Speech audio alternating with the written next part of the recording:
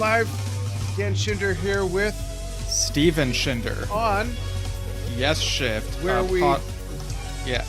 Sorry, I didn't know where you were going with that, but we talk about Yes, its members, people who've worked with Yes, sometimes just prog in general.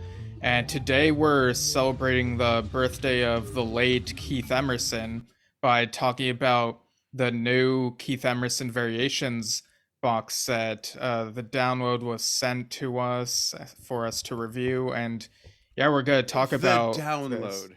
So, Yeah. folks, this is an incredible body of music, and I'm not even speaking musically, I'm speaking the pallets of crates that were brought in by forklift for this download. It's 20 CDs. It's amazing. You can read the details in the post, but we're going to kind of skim the Yeah. stone across this incredible work. I mean, it's Okay. just amazing. Yeah, I see we're live on Drum Talk TV. I don't see us on Yesshift at the moment, though. Oops. Can you share it to Yesshift? I might have goofed there. Okay, yeah, I'll do that. Sorry about that, folks. We usually simulcast this. I think I was rushing, and now I'm noticing that as well. Sorry about that. But yeah, this is an amazing work that was put together by, we want to thank Burning Shed, Cherry Red Records, and the Publicity Connection, specifically Yeah, Sharon Chivin and over there. yeah, and the Emerson family, of course, For who sure. yeah had We have input we on have this. Aaron Emerson joining us soon to talk about this as well. But today we're going to give you our review. And for you drummers out there, you fellow musicians, people that follow Drum Talk TV, you may or may not know that Keith Emerson was one of my biggest influences as a musician, even though I'm primarily a drummer. Carl Palmer, of course, who I've interviewed a couple times or so on Drum Talk TV. So I'm really excited about this box set. And Steve, I'll let you kick it off. There's so much in this. We could do 4 episodes about this. Yeah, and like we mentioned, we're having Aaron on December 2nd at noon Pacific. But yeah, for now, talking about the set, we're not gonna read every single track on this, but I'll go down the thing real quick and say what album and whatnot is like each disc is. Yeah, So each era that's covered yeah, category. so disc one, part one, the early years, the bands. Then disc two is where part two, the solo albums begins. So you got Honky. Then disc three, Changing States. Four, Emerson Plays Emerson. Five, Keith Emerson Band. And then disc six is where part three, the soundtracks, begins with Inferno. Disc seven, Night Hawks. Eight, Murder Rock. Nine, I think that's Best Revenge. 10, Iron Man, the 1994 animated series, that is. Yeah. 11, Harmageddon slash Godzilla. And then disc 12 is where part 4, Collaborations, begins with Three Fates Project. And then 13 is Beyond the Stars. And then 14 is part 5, Live Collaborations, starting with Boys Club, Live from California. And then 15 and 16 are Moscow, the Keith Emerson Band's Moscow concert. 17 is Live from Manticore Hall. That's with Emerson and Lake. 18 is Off the Shelf. And then 19 and 20 have the 2004 BB King's concert, as well as some Keith Emerson trio recordings on, I would say, the second half of that final disc. So quite a lot to take in here. Yeah. Yeah. And you and I think mainly became Keith Emerson fans through the music of Emerson, Lake, and Palmer. So when this was initially announced, like before even looking at the track list at that time, how much ELP were you expecting, if at all? Because we do get ELP songs, but by different, not from the actual ELP recordings, Right, different so iterations, yeah, that yeah. he recreated and stuff. Well, being that it's 20 discs, that really piqued my curiosity. I knew there'd be some ELP, but one of the biggest things I've learned from this collection is how much music of his I was not aware of. There's even some ELP stuff I either didn't remember because it wasn't stuff I listened to as frequently for so many years, or it was stuff that I had never heard before, um, or forgot and don't know that I forgot. But one Right. of the biggest surprises for me was how much I knew he had done motion picture soundtrack work, but I never realized how much. There's some really neat stuff there. Yeah. And yeah, so I was kind of surprised when, getting to the track list and seeing that on disc one, you basically have a bit of early Keith, and then one track from the Nice, and then a few ELP tracks, but they're Keith centered ELP tracks. So it's an interesting decision to confine those to just the first disc, although we do get very early Keith era stuff again at the end of the set. So Yeah. um, and I think the fact that this is supposed to be Keith centered may justify the exclusion of the actual ELP songs where it's the full like original trio. Right. And we know those tracks so well anyway. And does it also feel justified given that in this set we get covers and its reinterpretations of the ELP material Yeah. anyway? Yeah. Yeah, absolutely. Do you feel that way? I certainly do. Yeah, I do as well. Keith Emerson Band and his collaboration with Glenn Hughes and Mike Bonilla.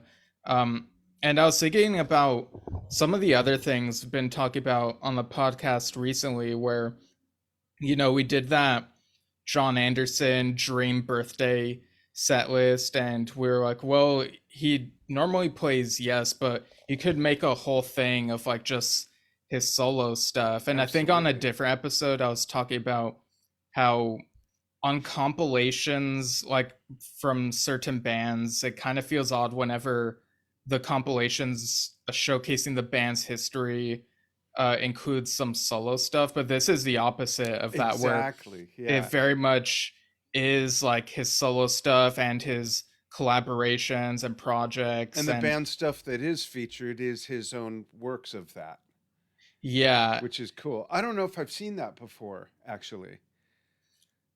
right. Yeah, that format. Yeah, it's so I think it's done very well here. And we do get Greg Lake on the live from Manticore Hall discs, so we do get a bit of that, you know, partnership, musicianship, and it's really cool to hear. Yeah. I think for me, Lucky Man is an ELP song that really has like in the solo from Keith, it really has his stamp on it. So before going through the track list, I was imagining that that song from that first album would be on this, and we do get a few different versions, just not from this album. But despite the original version being absent, there's an exquisite extended Keith solo on the live in Yeah. Moscow version that Which is really adds cool. something. Yeah.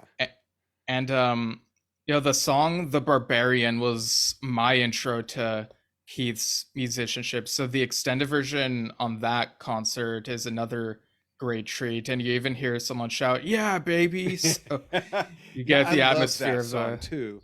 Yeah. yeah. That album trilogy is awesome. We get Fugue on this in the early years, which is great. There's some really, really not only neat pieces, but the way they were recreated by Keith, the ones that we're more familiar with. And then there's just so much more, like a whole pretty much disc of the honky tonk playing, which no one I can think of in rock has done that, with the exception of a little taste of it with Rick Wakeman's, I think in Merlin, that little jam. But that's the ragtime and honky tonk stuff that Keith did was just amazing, and it's so cool to have those influences in that genre interlaced into the rock stuff that he did alone and with ELP.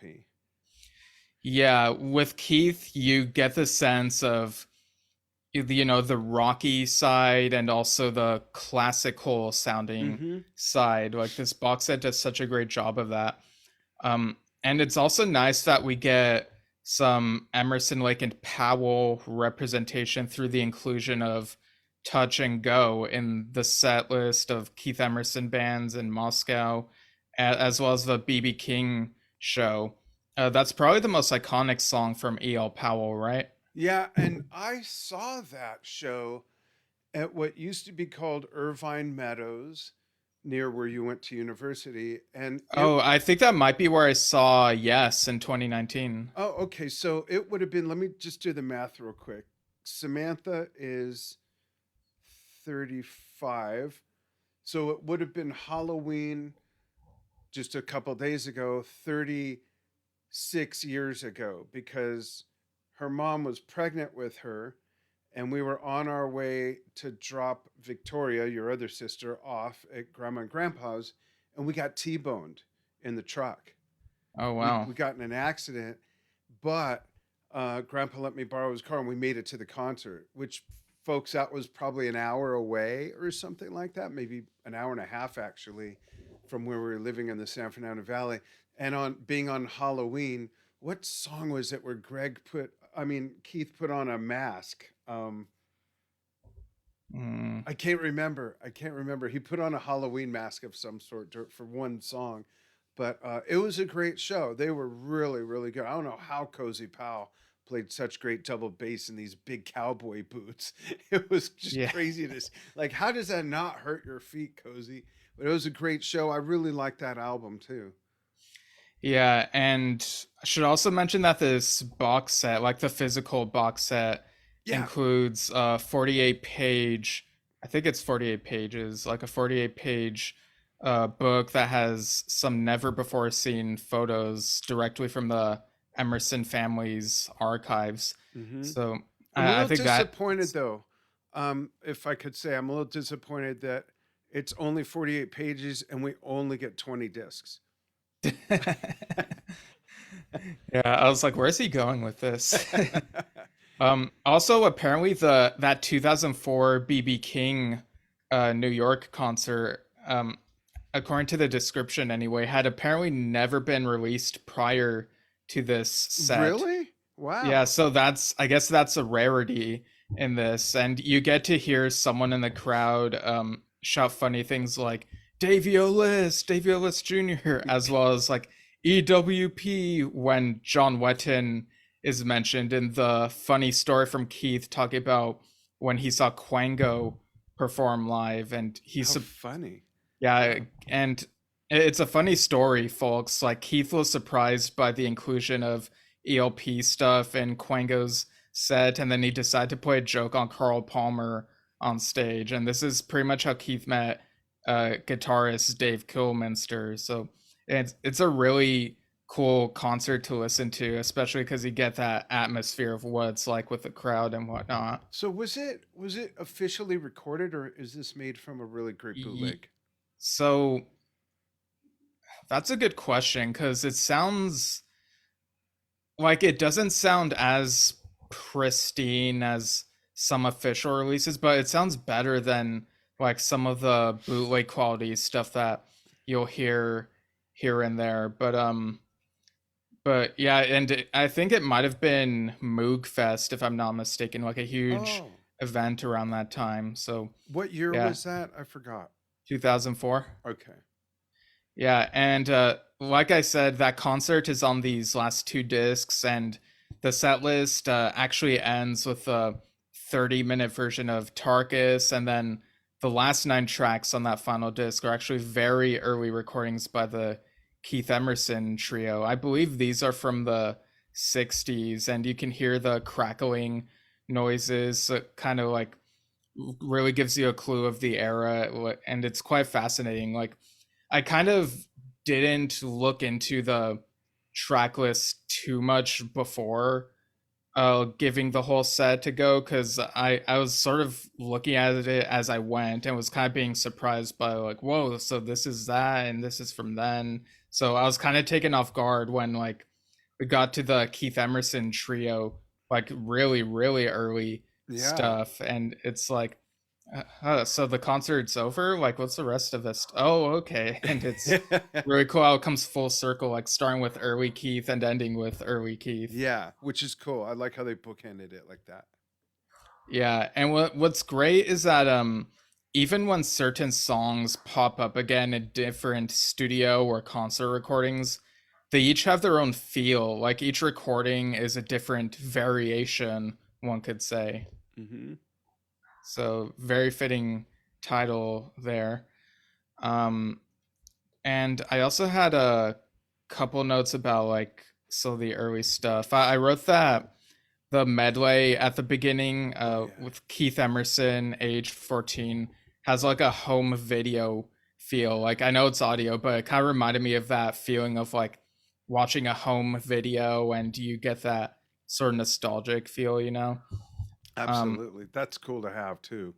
yeah, and Rocky Candy has like it gets a bit more rocking, and so it's like very fitting title. And Lament for Tony Stratton, it sounds very pensive but then becomes fanfare-ish like midway through, surprisingly. So again, you see like how Keith is able to shift between different styles. um Speaking of pensive, um, I have a couple notes over here on my other computer. Kazanian's yeah, Tarantella, that is pensive and tense. Did you hear that? It's on, I yeah, think, disc 5, I think. Oh my, or maybe 4. My God, it's so pensive. And like, I'm wondering if it's a reflection of something he was going through at the time or if it was just something that spilled out that way. It's really intense. yeah, it's very beautiful. And that I had never heard that before. That's one of the like gems that I discovered. Like, wow, I never heard any version of this.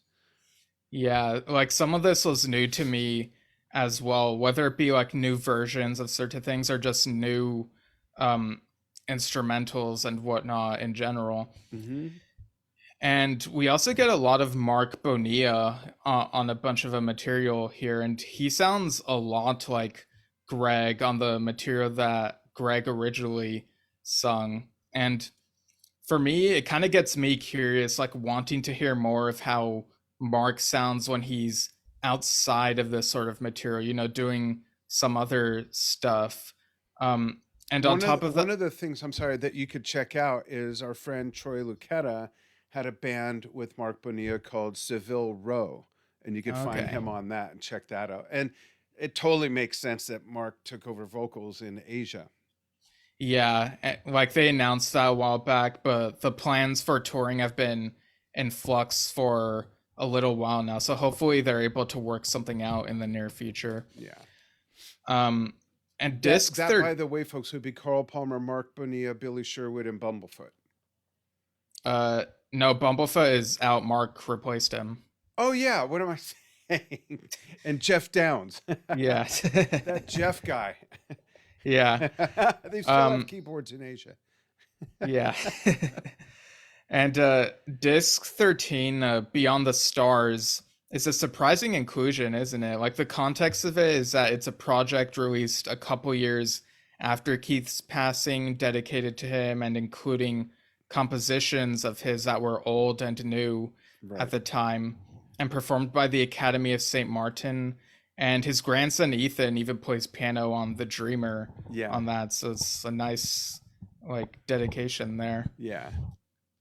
Um, and also like the video that they put out to celebrate the release of this includes Aaron Emerson, Jeff Downs, and a few other artists performing Lucky Man. So it's a really cool video that people should check out. It's on YouTube. And I'd um like to note that, folks, if you don't know this, I think this is a really neat fun fact. When you hear these other versions of Lucky Man, or any version, the original version, but when you hear these versions, remember that Greg Lake wrote that song when he was, I think, 10 years old or something, right? Wasn't he like 10 or 12? that sounds kind of familiar. I'm going to look that up real quick because it's pretty astounding. And it ended up not only being on their first album, but being like their first single, I believe. Yeah, I'll yeah, check it's that it's out. a classic, that one. Yeah. Um, and something I found kind of interesting as well is that He was the 12. okay, cool. So you were right in that ballpark. Yeah, that's really Uh, neat. yeah, something that I noticed in the set was that Off the Shelf is listed as part of the live collaborations portion, even though it's a collection of mostly studio recordings from the sound, how it sounded for various projects Hmm. from Keith's archives. And I'm a bit curious how that might have happened, but its inclusion is in the set is welcome regardless. And I suppose one could debate whether the radio recording of the nice plain lumpy gravy counts as live, you know. Right.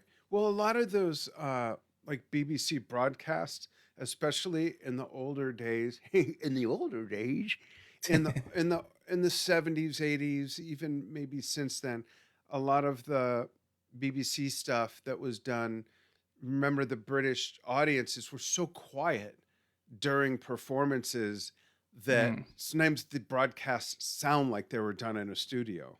And some of them were. yeah. Some of them were live performed in a studio. Some of them were live performed in front of an audience like King Biscuit Flower Hour. But the audiences in England were so well behaved at the time. They've shaped up since, from what I understand. You were there, you would know. Yeah. I guess I'm just so used to, the audience sounding, making at least a little bit of noise, especially here in Los Angeles. Oh Like my gosh, the yeah. Los Angeles crowds are something else. Yeah, absolutely. um, and the section of this box set that's titled Solo Albums makes for a nice gateway for anyone not familiar with that area of Keith's career. Mm-hmm. Um, and after all, these are full albums. I think on Changing States, you really see the shifts in his music styles. How even on just that one album, appropriately titled Changing States, you Yeah. get him like transitioning from a rockier song to something more soft and beautifully melodic, like Ballad, for example. That's one of my favorites there. Yeah. And then His back to something rocky. yeah, his range was so expansive. There were like, no pun intended because there's 20 discs, but seriously, like 20 musicians within that one man with what he was able to compose or do with someone else's work. Just amazing. It wasn't just a great organ player, a great synth player, and a great honky tonk piano ragtime player. It was all that and everything outside of that and in between. Yeah. And on that note, this is an amazing deal. It's $150 US, right? Pounds, English pounds. Okay, so So 120 pounds. no, It's 150 oh, pounds. 150 pounds. If you spent 20 pounds on a disc, that's 400 pounds for 20 discs. This is an amazing deal. No matter how you convert the money, no matter, what it is, pounds, lira, francs, dollars, whatever. Yeah, it's like you get a lot for the price that it is. Yeah. Um, a notable absence from this solo album section is the Christmas album. Do you think this might be because it's an album that they'd want to release on its own around the holidays at That's some point? Yeah, that's the only thing I thought of because I noticed that too, and that's the first thing that came to mind. But we're getting kind of close to the holidays. We haven't heard of that yet, so I don't Yeah. know if it'll be this year. It'd be great.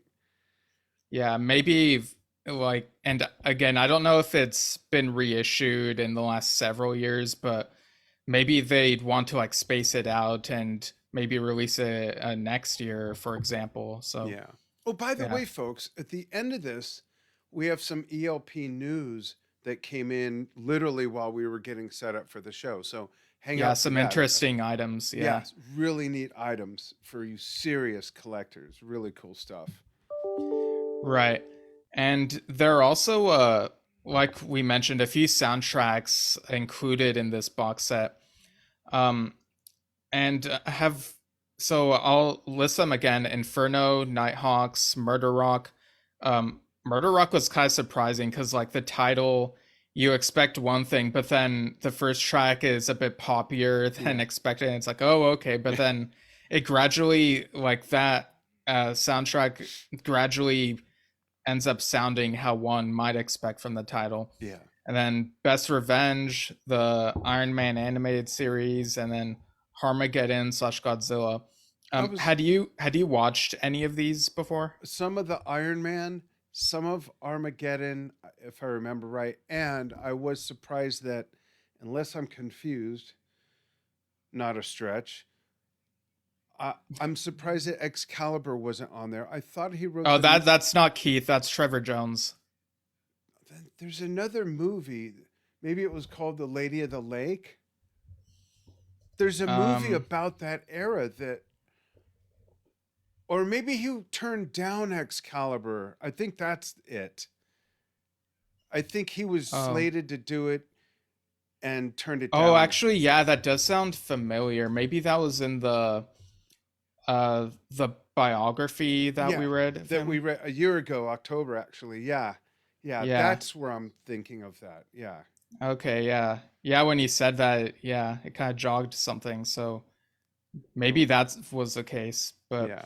funny enough, I remember back in the day, like late 2000s, someone on YouTube edited clips from that movie Excalibur, set to some songs from Rick Wakeman's King Arthur. So Oh, that was, really? yeah, kind of How interesting. funny. So, how familiar are Um, you with some of that soundtrack stuff?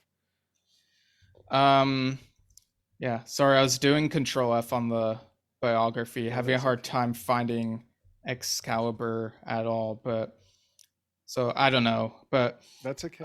in terms of these soundtracks, like the only thing that I watched was the Iron Man animated series.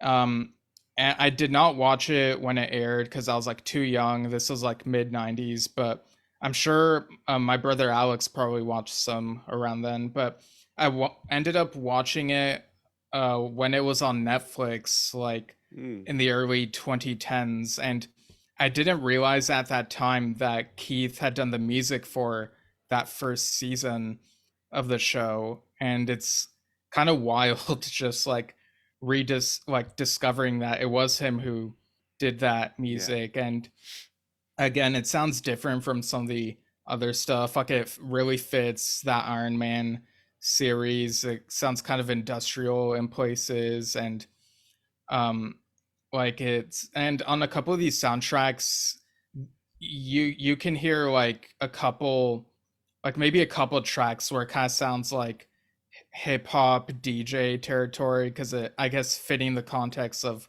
whatever is happening in the movie or show. And Yeah.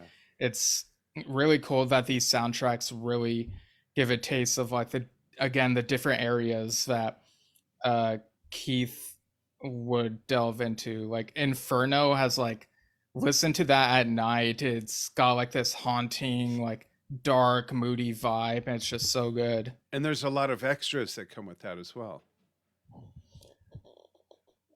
Like what do you mean? With Inferno, or do I have the wrong track? Let me see. Give me a second. All right. Just looking at my notes again. Yeah, isn't that the one that had a lot of? Yeah, it was on disc 6, the Inferno extras, part 1, 1 through 5. Oh, yeah, I wasn't sure if those were extras or if it was like okay. Yeah, I'll have to revisit that. Maybe I'll But take a chance and play one in the background. right. But Hopefully, it won't get muted, but it'll just be in the background. Let's just see real quick. I'll turn it up a little. There we go. Yeah, some of this is extra stuff for sure. Some really okay. great music here, and like Steven says, it's very haunting. I don't know if you folks can hear that or not, but Yeah, there were also a couple tracks that felt like they had like an influence like similar to some of the stuff we heard on Story of I, oh yeah, that's interesting. like By the Patrick song, Moraz, for those not familiar with it. yeah, like the track Green Ice on Oh, I love Honky. that. That's my Yeah, favorite one on that disc. yeah, it feels like a blend of styles, and like the vocalizing and the background is kind of similar. And On one of the later discs, the song Rio also had a similar feel. Mm-hmm. So again, like different influences and styles that Keith was able to convey here. Yeah. Um, so did you have like any other comments on this box set before we talk about like those ELP related items you mentioned? Just I want to reiterate how it's almost overwhelming how Yeah, much material this is. This is like literally 20 hours of music almost. And yeah, maybe a little more maybe more. Yeah. because some of these went up to like 75 minutes. Interesting. Yeah. Well, that makes sense. Yeah, because they're on disc. But um and it's a lot to swim through, but if you're an ELP fan or a Keith Emerson fan, no matter how deep you've dove into his catalog before, there are things here you haven't heard. Really neat stuff here. Just love it. They did such a great job on this. I wonder how long it was in the works. I'd love to know that. Yeah. And we'll talk to Um, Aaron about that when we have him on.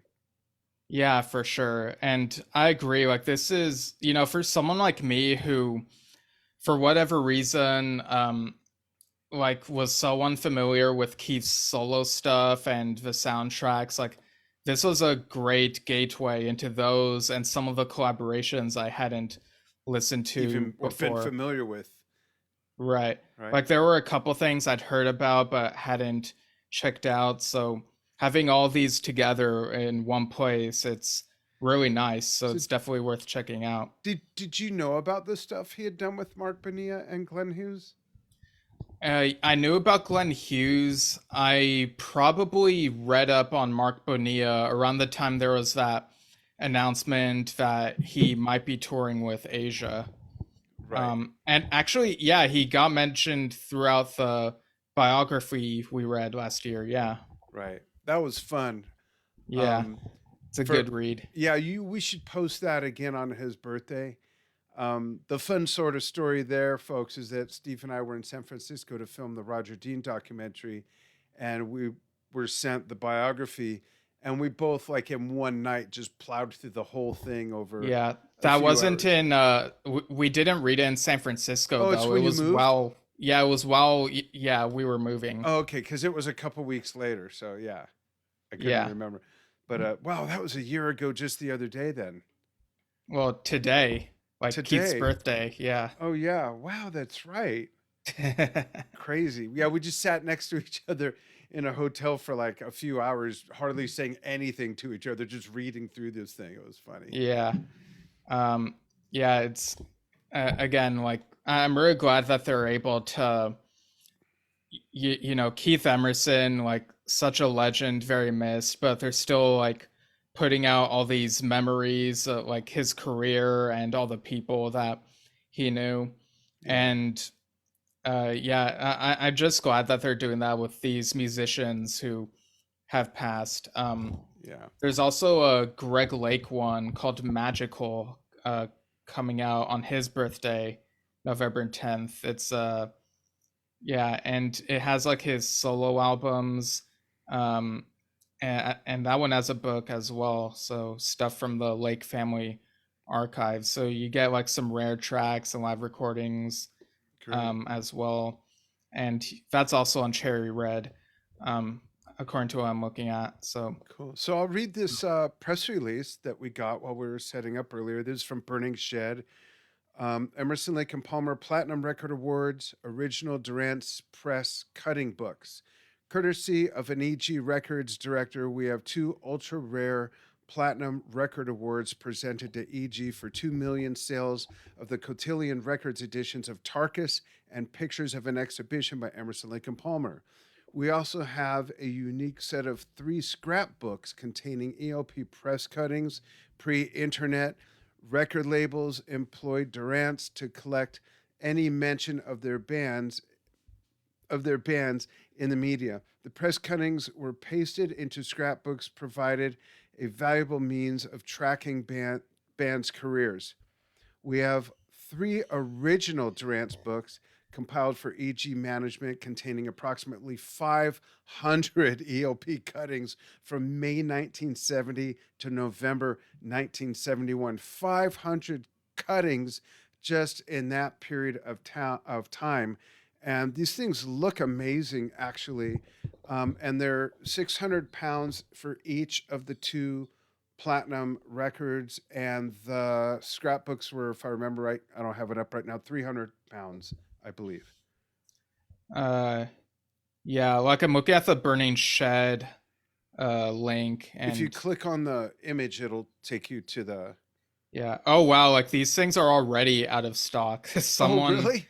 yeah, pictures at an exhibition, and the Tarkus platinum things were each 600, and they're already out of stock now. Well, and Steve, Um, while I mention this, can you do the pounds to US dollar conversion?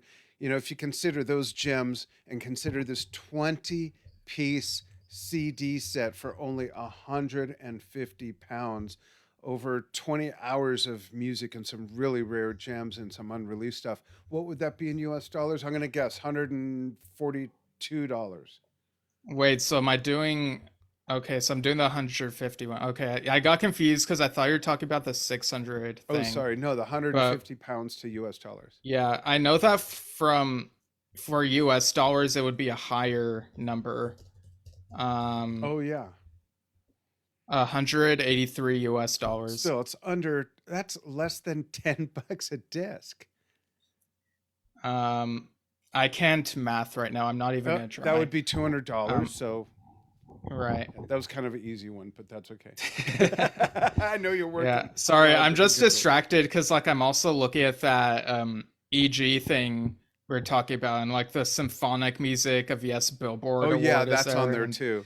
yeah, and it's funny because like I talked about that album recently for its 30th, and when I met Roger, I even told him like, oh, that artwork of yours, like that album turned 30 the other day. So Yeah. there you Oh, go. and this is a great gift for under $200. This is an amazing musical collection. This is like a whole library of an artist's discography away from the band he's primarily known from, but yet including his own iterations of a lot of that popular music, which is really great. Yeah, I think there's something like. Wait, is this a good time to tell you what I want for Hanukkah?